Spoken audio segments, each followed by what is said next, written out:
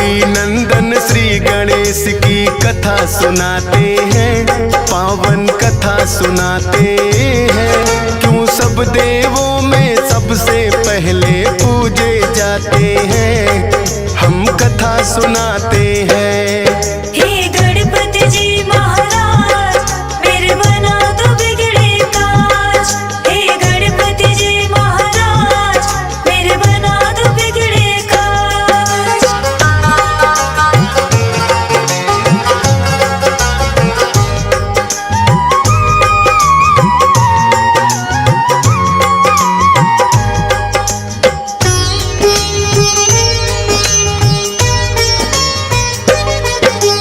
कैसे जन्म हुआ गणपति का पहले तुम्हें बताएं, गौरा कक्ष में शिव गण तो जब तब आ ही जाए। एक दिन गौरा माता गई थी करने को स्नान, बोली नंदी को रखना तुम द्वार पे अपना ध्यान। महलों के भीतर कोई भी आने ना पाए, स्नान ध्यान मेरा जब तक पूरा ना हो जाए। हाथ जोड़ कर नंदी ने कहा जैसा माँ आदेश, लेकिन भोलेनाथ आ गए करने को परवेश। भोलेनाथ को नंदी लेकिन रोक न पाते हैं, पावन कथा सुनाते हैं। क्यों सब देवों में सबसे पहले पूजे जाते हैं, हम कथा सुनाते हैं।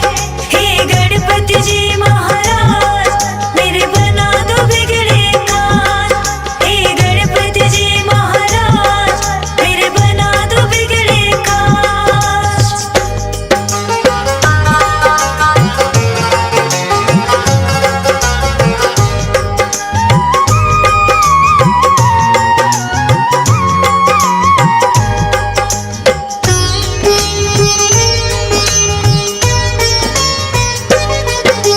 गौरा ने कहा नंदी से क्यों ना मानी मेरी बात, बोले नंदी रोकूं कैसे खुद है भोलेनाथ।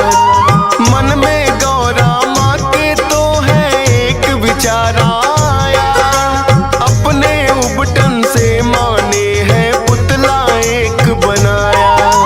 मंत्र शक्ति से पुतले में फूंक दिए हैं प्राण, शुभ मुहूर्त में माँ गौरा ने रखा गणेश है नाम। बोली माँ के आज्ञाकारी बनकर तुम रहना, है मेरा विश्वास मेरा तुम मानोगे कहना।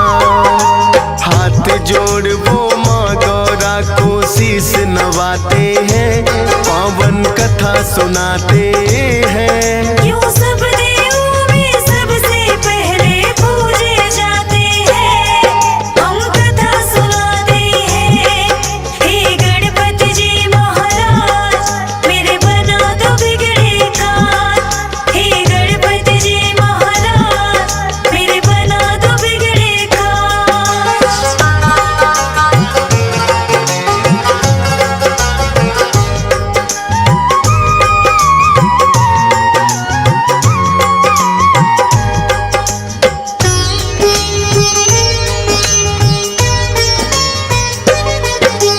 फिर एक दिन गौरा माता गई करने को स्नान, बिठा दिया गणपति बनाकर पहरे पर दरबार। भोलेनाथ फिर महलों में जाने को आते हैं, बैठा कौन है बालक द्वार पे समझ न पाते हैं। पूछा भोलेनाथ ने कौन हो और कहाँ से आए, अपना परिचय गणपति ने भोले को दिया बताए। करने लगे प्रवेश वो भीतर, गणपति ने है रोका, कहने लगे भोले क्यों हमको तुमने है टोका। हम खुद स्वामी गौरा के जब मर्जी आते हैं, पावन कथा सुनाते हैं। क्यों सब देवों में सब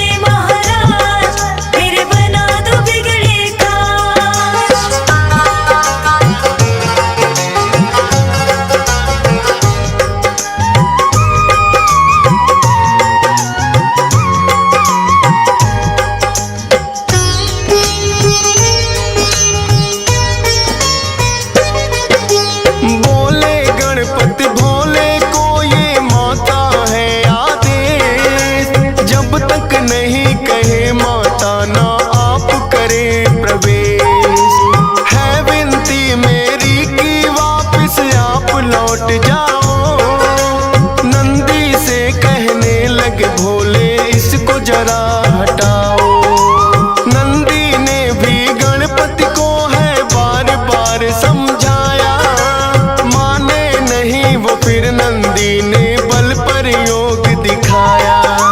बड़े ही बलशाली है गणपति, नंदी हारे हैं, फिर तो शिवगण उन्हें हटाने आ गए सारे हैं।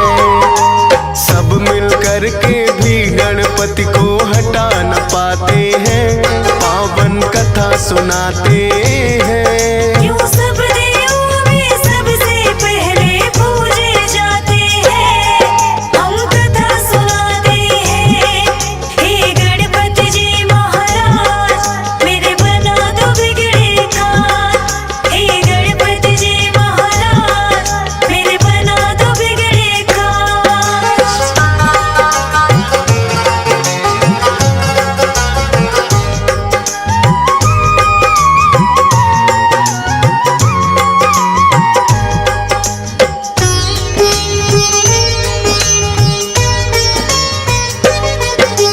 फिर तो भोलेनाथ ने सब देवों को बुलाया था, सारे ही देवों ने गणपति को समझाया था। हटे नहीं जब द्वार से वो तो किया है बल प्रयोग।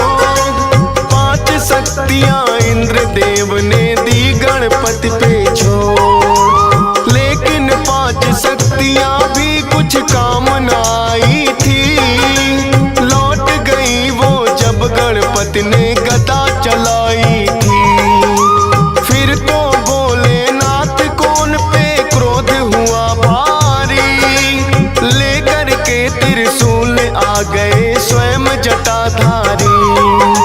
क्रोध में भर भोले अपना त्रिशूल चलाते हैं, पावन कथा सुनाते हैं। क्यों सब देवों में सबसे पहले पूजे जाते हैं, हम कथा सुनाते हैं। हे गणपति जी महाराज, मेरे बना दो बिगड़े काज। हे गणपति जी महाराज, मेरे बना दो बिगड़े काज।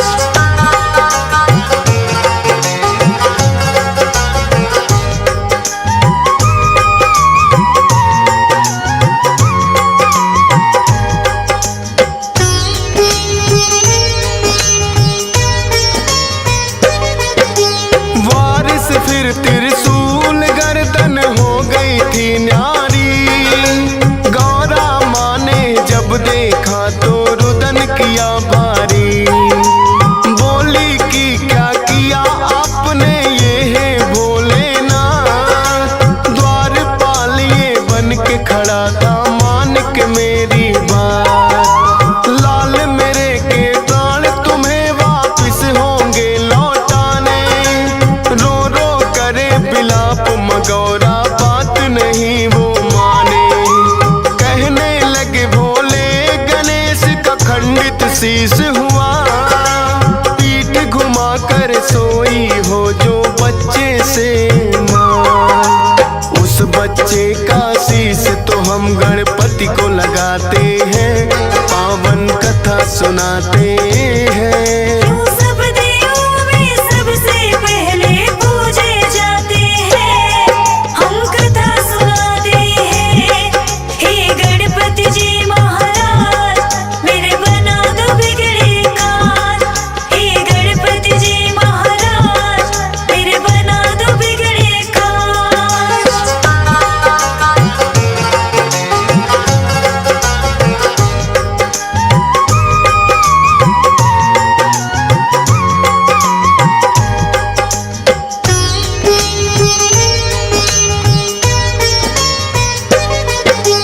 शिवगण तो फिर गौरा माँ ने लेने शीश पठाए। पीठ घुमा सोई माँ जिससे वो बालक न पाए। खोज खोज वो हार गए छानी दिशा सभी। एक हथनी आई नजर थी उन सबको तो तभी। हथनी के बच्चे की गर्दन वो तो ले आए। भोलेनाथ ने वो गर्दन गणपति गणपति को है लगाए। लगी जो गज की गर्दन वो जिंदा हो जाते हैं। सबसे पहले माता पिता को शीश झुकाते हैं। इसीलिए तो गजानन भी ये कहलाते हैं, पावन कथा सुनाते हैं। क्यों सब देवों में सबसे पहले पूजे जाते हैं, हम कथा सुनाते हैं। हे गणपति जी महाराज मेरे बना दो बिगड़े काज। हे गणपति जी महाराज मेरे बना दो बिगड़े काज।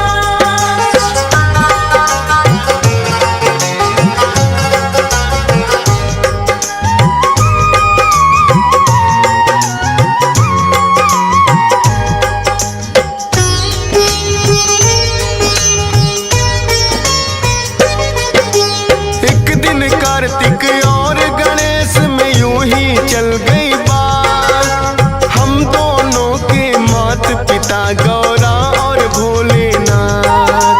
कार्तिक बोले मैं हूँ बड़ा और तुम छोटे हमसे, फिर भी माने क्यों जाते हो उत्तम तुम सबसे।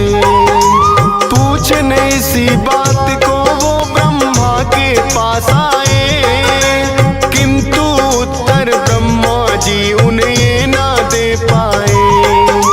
विष्णु जी शायद कर सकते इसका तो समाधान। बोले ब्रह्मा विष्णु जी को मुझसे ज्यादा ज्ञान। विष्णु जी की शरण में फिर तो दोनों आते हैं, पावन कथा सुनाते हैं। क्यों सब देवों में सबसे पहले पूजे जाते हैं, हम कथा सुनाते हैं। हे गणपति जी महाराज मेरे बना दो बिगड़े काज। हे गणपति जी महाराज मेरे बना दो बिगड़े काज।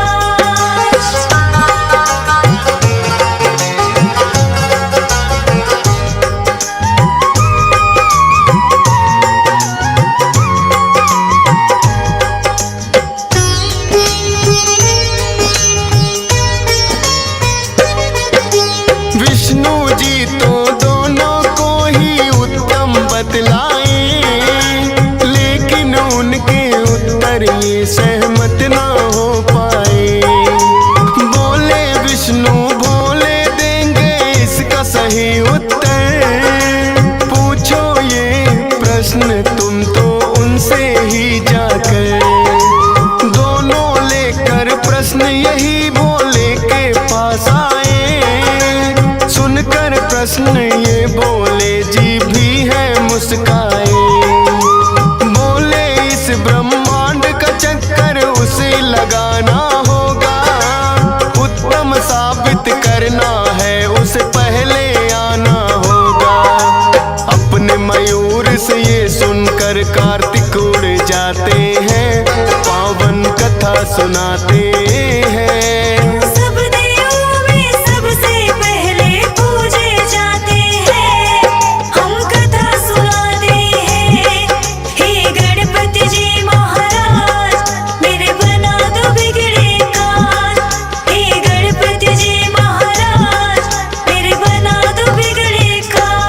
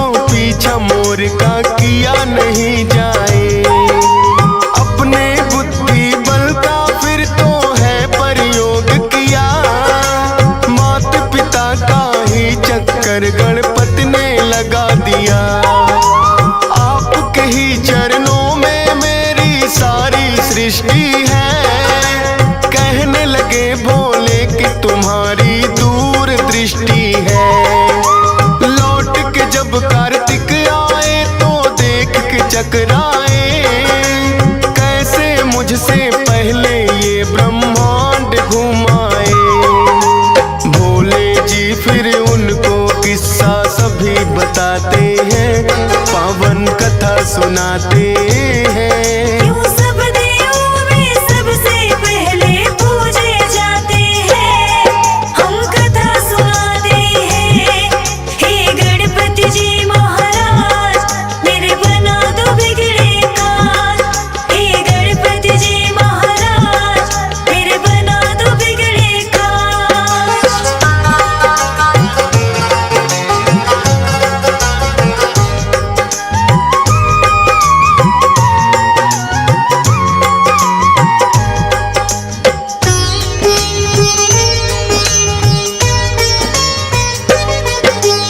माता पिता के चरणों में ही होता है संसार।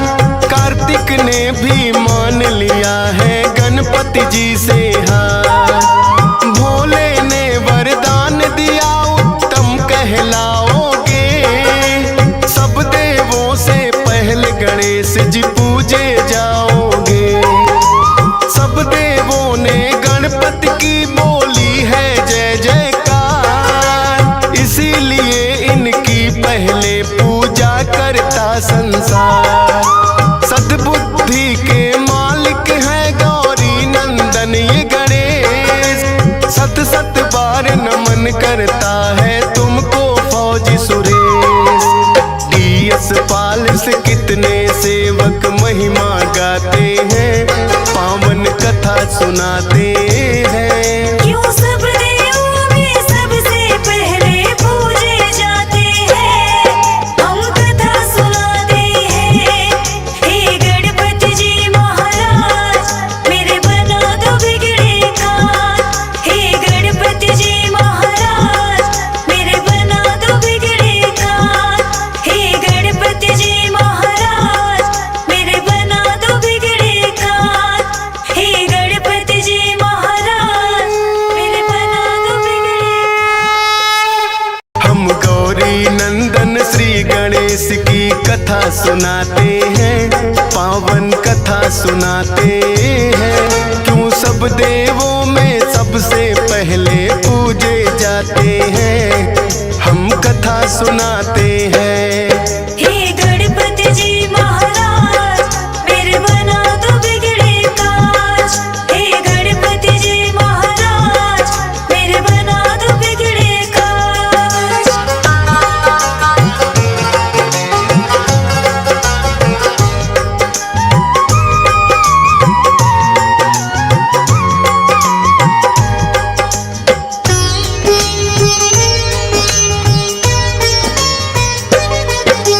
कैसे जन्म हुआ गणपति का पहले तुम्हें बताएं। गौरा कक्ष में शिव गण तो जब तब आ ही जाए। एक दिन गौरा माता गई थी करने को स्नान, बोली नंदी को रखना तुम द्वार पे अपना ध्यान। महलों के भीतर कोई भी आने ना पाए, स्नान ध्यान मेरा जब तक पूरा ना हो जाए। हाथ जोड़ कर नंदी ने कहा जैसा माँ आदेश, लेकिन भोलेनाथ आ गए करने को परवेश। भोलेनाथ को नंदी लेकिन रोक न पाते हैं, पावन कथा सुनाते हैं। क्यों सब देवों में सबसे पहले पूजे जाते हैं, हम कथा सुनाते हैं। हे गणपति जी महाराज, मेरे बना दो बिगड़े काज। हे गणपति जी महाराज, मेरे बना दो बिगड़े काज।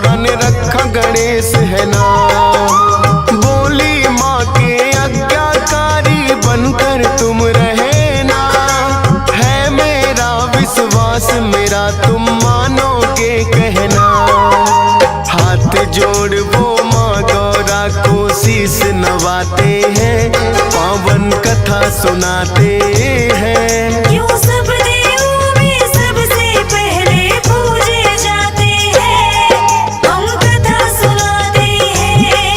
हे गणपति जी महाराज मेरे बना दो बिगड़े काज, हे गणपति जी महाराज मेरे बना दो बिगड़े काज।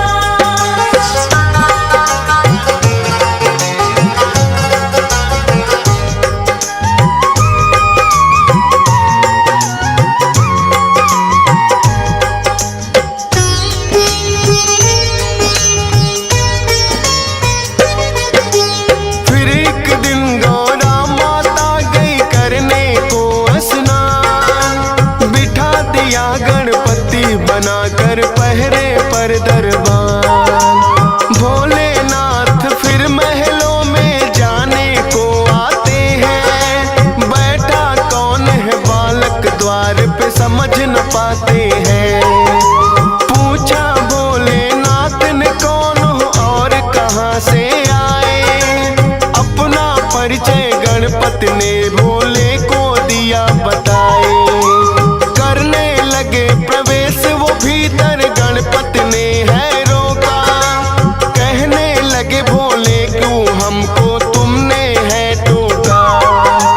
हम खुद स्वामी गौरा के जब मर्जी आते हैं, पावन कथा सुनाते हैं। क्यों सब देवों में सबसे पहले पूजे जाते हैं, हम कथा सुनाते हैं।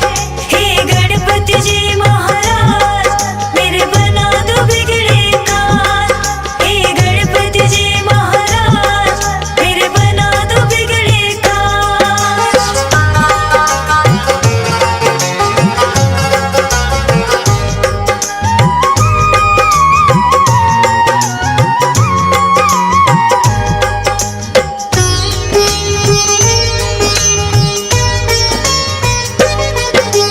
बोले गणपति भोले को ये माता है आदेश, जब तक नहीं कहे माता ना आप करे प्रवेश।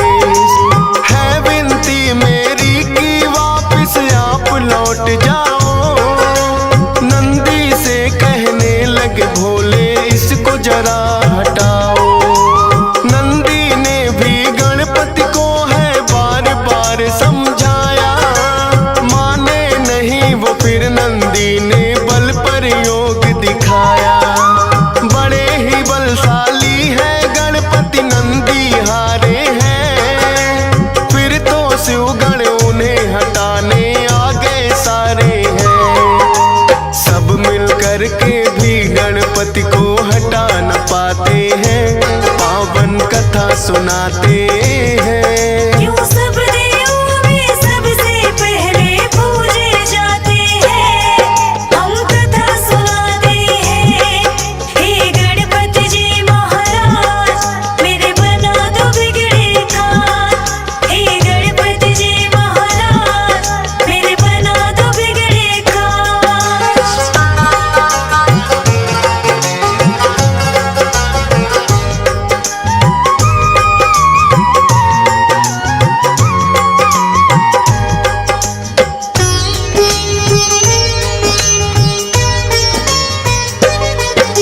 फिर तो भोलेनाथ ने सब देवों को बुलाया था, सारे ही देवों ने गणपति को समझाया था। हटे नहीं जब द्वार से वो तो किया है बल प्रयोग, 5 शक्तियां इंद्र देव ने दी गणपति पे छोड़। लेकिन 5 शक्तियां भी कुछ काम न आई थी, लौट गई वो जब गणपति ने गदा चलाई थी। फिर तो भोलेनाथ को उन पे क्रोध हुआ भारी, लेकर के त्रिशूल आ गए स्वयं जटाधारी। क्रोध में भर भोले अपना त्रिशूल चलाते हैं, पावन कथा सुनाते हैं। क्यों सब देवों में सबसे पहले पूजे जाते हैं, हम कथा सुनाते हैं। हे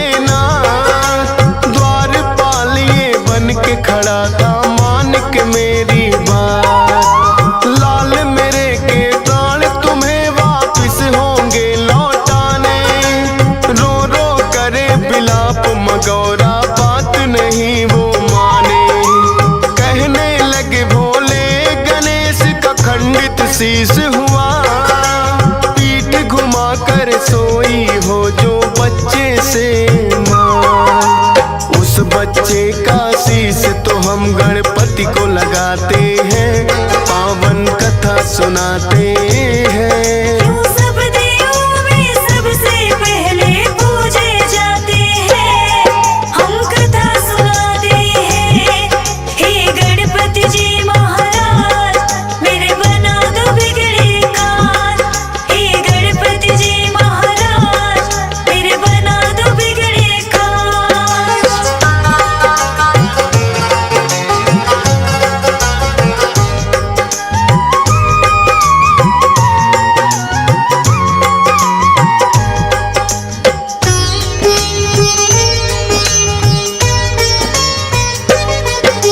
शिवगण तो फिर गौरा माँ ने लेने शीश पठाए, पीठ घुमा सोई माँ जिससे वो बालक न पाए। खोज खोज वो हार गए छानी दिशा सभी, एक हथनी आई नजर थी उन सबको तो तभी। हथनी के बच्चे की गर्दन वो तो ले आए, भोलेनाथ ने वो गर्दन गणपति को है लगाए। लगी जो गज की गर्दन वो जिंदा हो जाते हैं, सबसे पहले माता पिता को शीश झुकाते हैं। इसीलिए तो गजानन भी ये कहलाते हैं, पावन कथा सुनाते हैं। क्यों सब देवों में सबसे पहले पूजे जाते हैं, हम कथा सुनाते हैं। हे गणपति जी महाराज, मेरे बना दो बिगड़े काज। हे गणपति जी महाराज, मेरे बना दो बिगड़े काज।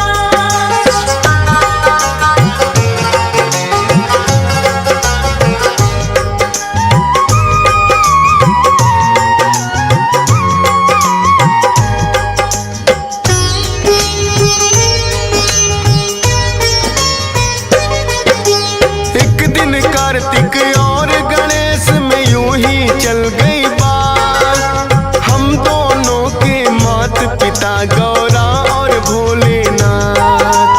कार्तिक बोले मैं हूँ बड़ा और तुम छोटे हमसे, फिर भी माने क्यों जाते हो उत्तम तुम सबसे। पूछने इसी बात को वो ब्रह्मा के पास आए, किंतु उत्तर ब्रह्मा जी उन्हें ना दे पाए। विष्णु जी शायद कर सकते इसका तो समाधान, बोले ब्रह्मा विष्णु जी को मुझसे ज्यादा ज्ञान। विष्णु जी की शरण में फिर तो दोनों आते हैं, पावन कथा सुनाते हैं। क्यों सब देवों में सबसे पहले पूजे जाते हैं, हम कथा सुनाते हैं। हे गणपति जी महाराज, मेरे बना दो बिगड़े काज। हे गणपति जी महाराज, मेरे बना दो बिगड़े काज।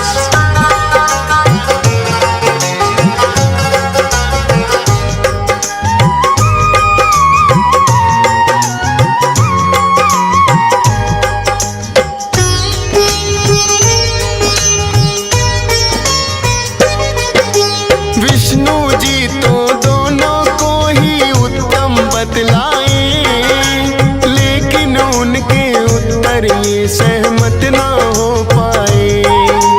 बोले विष्णु भोले देंगे इसका सही उत्तर, पूछो ये प्रश्न तुम तो उनसे ही जाकर।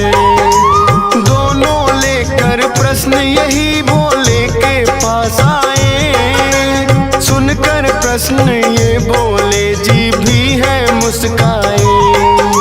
बोले इस ब्रह्मांड का चक्कर उसे लगाना होगा, उत्तम साबित करना है उसे पहले आना होगा। अपने मयूर से ये सुनकर कार्तिक उड़ सुनाते हैं। सब देवों में सबसे पहले पूजे जाते हैं, हम कथा सुनाते हैं। हे गणपति जी महाराज मेरे बना दो बिगड़े काज। हे गणपति जी महाराज मेरे बना दो बिगड़े काज।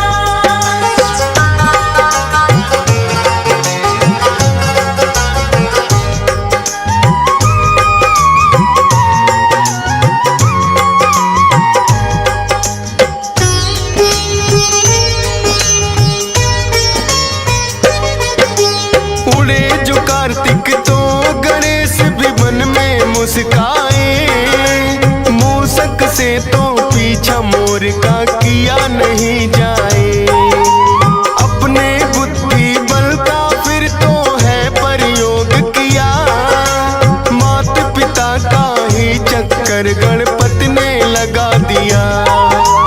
आपके ही चरणों में मेरी सारी सृष्टि है, कहने लगे भोले कि तुम्हारी दूर दृष्टि है। लौट के जब कार्तिक आए तो देख के चकराए, कैसे मुझसे पहले ये ब्रह्मांड घुमाए। भोले जी फिर उनको किस्सा सभी बताते हैं, पावन कथा सुनाते हैं। क्यों सब देवों में सबसे पहले पूजे जाते हैं, हम कथा सुनाते हैं।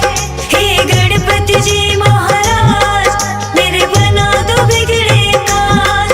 हे गणपति जी महाराज मेरे बना दो बिगड़े काज।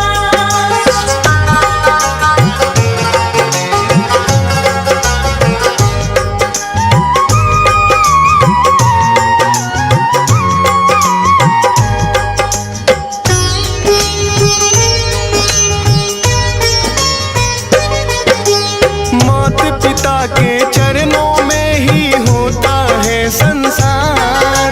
कार्तिक ने भी मान लिया है गणपति जी से हार। भोले ने वरदान दिया उत्तम कहलाओगे, सब देवों से पहले गणेश जी पूजे जाओगे। सब देवों ने गणपति की बोली है जय जयकार, इसीलिए इनकी पहले पूजा करता संसार। सद्बुद्धि के मालिक है गौरी नंदन ये गणेश, सत सत बार नमन करता है तुमको फौजी सुरेश। डीएस पाल से कितने सेवक महिमा गाते हैं, पावन कथा सुनाते हैं।